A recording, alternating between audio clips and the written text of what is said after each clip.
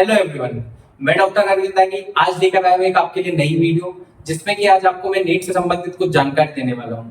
क्योंकि कई सारे स्टूडेंट्स क्या करते हैं, तैयारी तो करते हैं लेकिन उनको पता नहीं होता है कौन सा सब्जेक्ट इस एग्जाम में है और कौन सा नहीं है, कहाँ से हमें तैयारी करनी है और कहाँ से नहीं करनी है।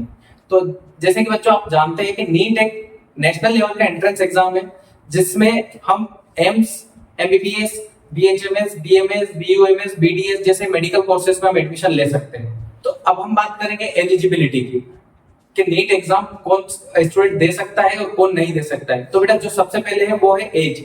जो एक नीट एस्पायरेंट होता है वो कम से कम 17 साल की उसकी उम्र होनी चाहिए और वो कम से कम 12वीं पास हो साइंस स्ट्रीम से, जिसमें मैथ्स वाले भी एग्जाम दे सकते हैं और बायोलॉजी वाले भी दे सकते हैं।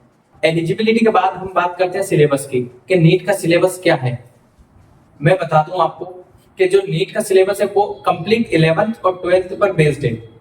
जैसे कि बायोलॉजी, केमिस्ट्री और फिजिक्स की जो हमारी एनसीईआरटीज है वो इनफ होती है एक नीट एस्पायरेंट के लिए। पर लेकिन कई सारे बच्चों का एक क्वेश्चन होता है कि सर जो एनसीईआरटी की बुक्स है वो बहुत पतली पतली है, तो क्या पूरा पेपर इससे आता है, क्या पूरे क्वेश्चन इसी से बनेंगे? तो बेटा मैं आपको बता देता हूं कि एनसीईआरटी नीट के लिए जगत जननी है। हाँ, पूरा क्वेश्चन पेपर एनसीईआरटी पर ही बेस्ड होता है, तो आपको एनसीईआरटी के अलावा कुछ भी पढ़ने की जरूरत नहीं है। आप जो प्रेफर करेंगे वो सिर्फ एनसीईआरटी करें तो आपके जो रिजल्ट और जो मार्किंग है वो बहुत अच्छी रहेगी। बेटा हमने अभी बात करी है एलिजिबिलिटी और सिलेबस के बारे में, अब हम बात करेंगे रोड मैप के बारे में कि एक एस्पायरेंट जब तैयारी कर रहा होता है तो उसको एक रोड मैप बना के तैयार रखना चाहिए कि भाई उसे पता होना चाहिए कि किस सब्जेक्ट से कितने मार्क्स का क्वेश्चन बनते हैं, कौन सा सब्जेक्ट कितने मार्क्स को होल्ड करता है, कौन सा नहीं करता है। तो जो सबसे पहले जो सबसे ज्यादा वेटेज वाला जो हमारा जो सब्जेक्ट है वो है बायोलॉजी। बायोलॉजी 360 मार्क्स होल्ड करता है, सब जो कि सबसे ज्यादा हाफ पोर्शन पूरा जो 720 मार्क्स का है वो है। उसके बाद फिजिक्स और केमिस्ट्री की बात करें तो फिजिक्स 180 मार्क्स की होती है और वहीं केमिस्ट्री भी 180 मार्क्स की होती है।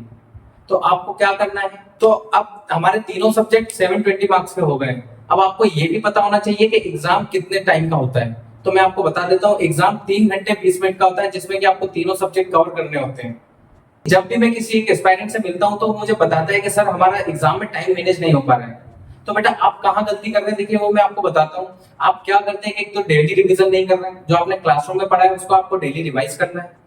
और एक और जो सबसे बड़ी गलती वो है आप मॉक टेस्ट नहीं देते हैं। कई सारे बच्चे क्या करते हैं कि हाँ पढ़ तो रहे हैं लेकिन मॉक टेस्ट नहीं दे पा रहे, तो उनको क्या होता है कि उनकी जो स्पीड है, उनकी क्वेश्चंस की एक्यूरेसी है वो उनको पता नहीं चल पाती है उस टाइम। अब वो उनको पता कब चलती है कि एग्जाम के टाइम पर, फिर वहां जब मार्क्स कट जाते हैं और जब टाइम मैनेज नहीं होता है तब उनको एहसास होता है कि यार सर हमसे टाइम मैनेज नहीं हुआ है। तो बेटा आपको वो गलती नहीं करनी है, आपको डेली रिवीजन करना है और आपको वीकली या फिर टॉपिक वाइज आपको मॉक टेस्ट देना है। तो बच्चों मेरे को लगता है कि ये वीडियो आपके लिए बहुत हेल्पफुल साबित होने वाली है और ऐसी ही इंफॉर्मेटिव वीडियोस के लिए आप हमारे चैनल को सब्सक्राइब करें और वीडियो को ज्यादा से ज्यादा शेयर करें ताकि दूसरे बच्चों को हेल्प हो सके। थैंक्स फॉर वॉचिंग, नमस्कार।